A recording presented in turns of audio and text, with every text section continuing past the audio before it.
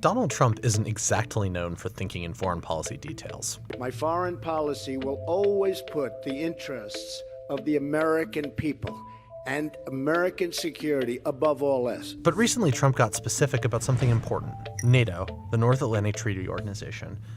And what he said shocked everyone.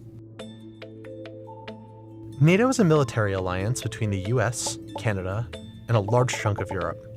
It began in 1949 as a means of deterring a Soviet attack on Western Europe. In Washington, the United States breaks a 170-year-old tradition as it joins 11 nations in the signing of the Atlantic Defense Treaty. Basically saying, if you attack one of us, you'll get a response from all of us. NATO has grown since to include 28 countries, including former members of the Soviet Union. It intervened to end the Bosnian War in 1995 and responded to the 9/11 attacks with a decade-long mission in Afghanistan. The alliance has helped keep the peace in the Northern Hemisphere for more than half a century. And now, Donald Trump is threatening to destroy the whole thing. So Trump was in an interview with the New York Times on July 20th. Sanger asks him, can the members of NATO, including the new members in the Baltics, count on the United States to come to their military aid if they were attacked by Russia? Trump replies, have they fulfilled their obligation to us? If they fulfill their obligations to us, the answer is yes. And if not, and then Trump says, I'm not saying if not.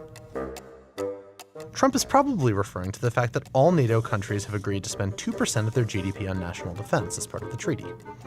The US is just one of 5 countries that met that benchmark in 2016, and Trump isn't the first to call out countries that haven't. The majority of allies are still not hitting that 2% mark. Everybody's got to step up and everybody's got to do better. But Trump is the first and only one to suggest that our commitment to NATO should be contingent on those spending levels.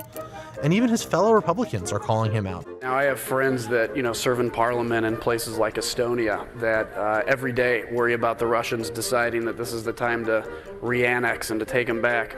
And comments like this are not only ill-informed, they're dangerous. I mean, it's the most successful military alliance in the history of the world. I want to reassure our NATO allies that should any of them be attacked, we'll be there to defend them. And I'm willing to kind of chalk that up to a rookie mistake. But Trump isn't backing down. If Mitch McConnell says that, then he's wrong. So all I'm saying is they have to pay. So why is this such a big deal? It's because of the way that NATO works. You see, NATO deters attacks through something called credible commitment.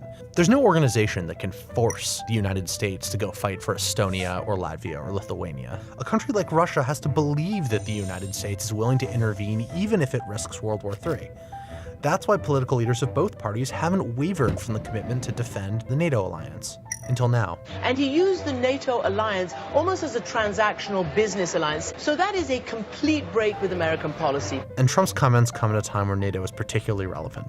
Russia invaded Ukraine in 2014, even annexing part of the country. This came just about 6 years after its invasion of Georgia. That's why the New York Times asked him specifically about the Baltic states, Estonia, Latvia, and Lithuania. Russia is getting increasingly aggressive on its borders. And if it seems like the United States is wavering, Putin might be more tempted to attack one of the Baltic states as part of a plot to destroy NATO. And the Republican presidential candidate has just invited him to try.